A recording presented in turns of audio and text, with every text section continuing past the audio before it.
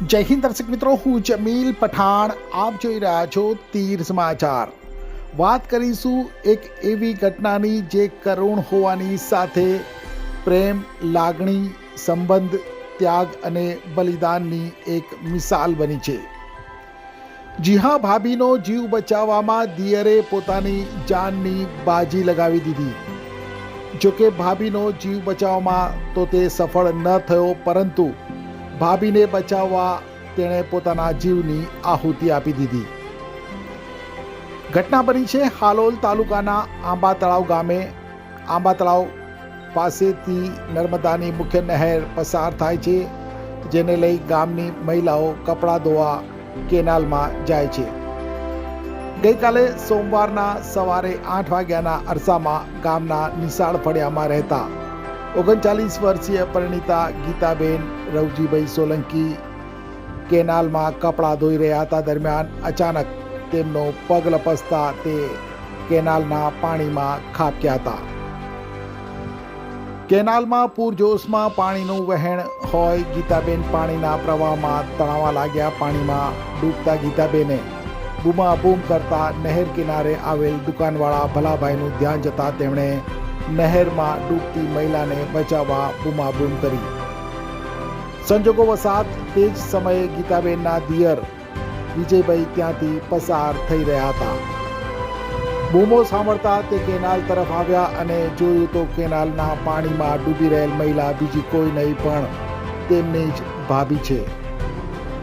કહેવાય છે કે મોટા ભાઈના પત્નીને ભાભી માનો દરજ્જો અપાયો છે અને એટલે જ કદાચ પોતાની ભાભી માને પાણીમાં ડૂબતા જોઈ તેમના 32 વર્ષીય દિયર વિજયની પોતાની ભાભી મા પ્રત્યેની લાગણીને લઈ એક પણ ક્ષણનો વિચાર કર્યા વિના પોતાને તરતા ન આવડતું હોવા છતાં તેણે પણ કેનાલમાં છલાંગ લગાવી દીધી।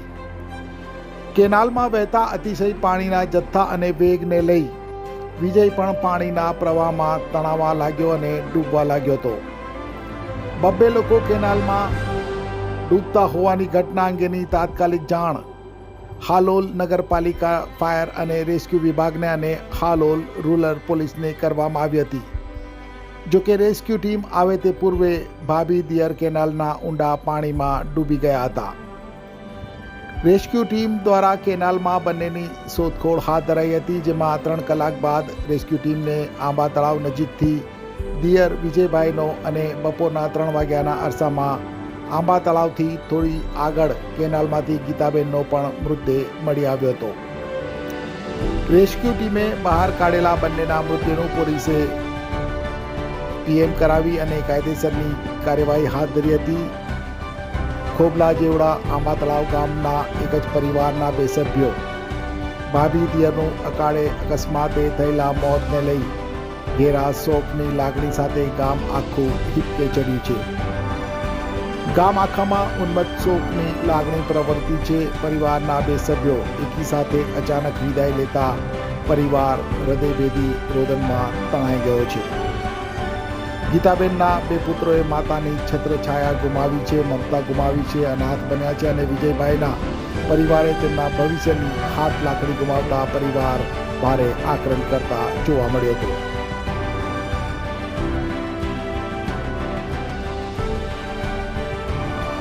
આ એક કરુણ ઘટનાની માત્ર કહાની નહીં, પરંતુ પ્રેમ, લાગણી માટે અપાયેલ કુરબાનીની, ત્યાગ અને બલિદાનની અદ્વિતીય મિસાલ છે।